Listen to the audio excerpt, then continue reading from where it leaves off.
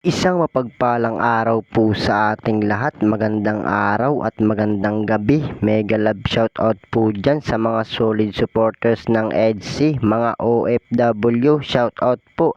At kumusta po kayo? Welcome po muli sa aking munting YouTube channel.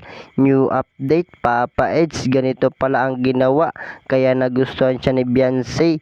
Ano kaya ito? At Beyonce, sinabi ang dahilan kung bakit niya nagustuhan si Papa Eds. Yan po ang ating pag-uusapan ngayong gabi, mga kalingap. At so ayun po mga kalingap, kung bago pa lang po kayo sa aking munting YouTube channel, palike, share, and subscribe na rin po at pakipindot na rin po ng notification bell para lagi po kayong updated sa aking video.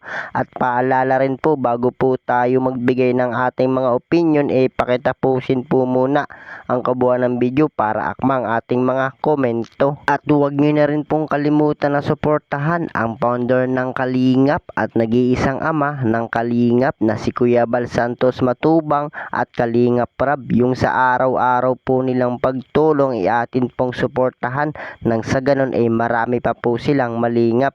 Lalong-lalo na nga po dyan yung mga kapos sa pangangailangan ay malingap nila. Ganon din po ang kanilang may bahay na si Ate Edna Vlogs at Jackie Tapia. Huwag po sana tayo magsasawang sumuporta mga kalingap. So ayun po, ngayon nga po ay may panibago po tayong tatalakayin. New update, Papa Eds. Ganito pala ang ginawa kaya siya nagustuhan ni Beyonce. Ano kaya ito mga kalingap? At Beyonce, sinabi ang dahilan kung bakit niya nagustuhan si Papa Eds. At so ayun po, may ibang dako po muna tayo mga kalingap. Pag-usapan po muna natin ang pamilya ni Beyonce. Dun nga po sa vlog ni Dr. Love patungkol nga po sa inampun nilang bata na ikinagulat po ni Dr. Love. Wow naman mga kalingap, grabe naman po ang pamilya ni Beyonce. Sobra po pala kabait, lalo na nga po sa mga bata. So dito nga po may inampun nga po sila itong pamilya ni Beyonce. So kung iisipin po natin talagang nakakamangha mga kalingap yung itinulong po sa kanila, ibinabahagi din po nila sa iba.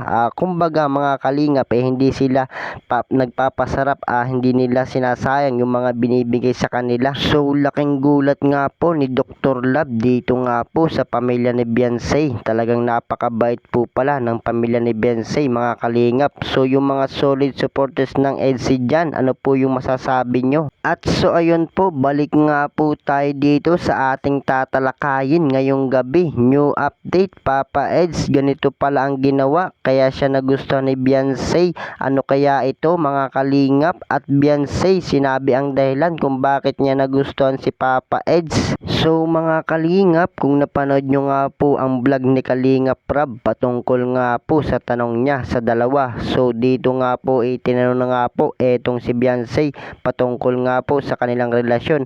At tinanong na nga po etong si Beyonce kung paano nabago ni Papa Eds etong buhay or pananaw sa buhay ni Beyonce. So dito nga po sinabi na nga po ni Beyonce ang dahilan kung paano nga po siya nabago ni Papa Eds mga kalingap.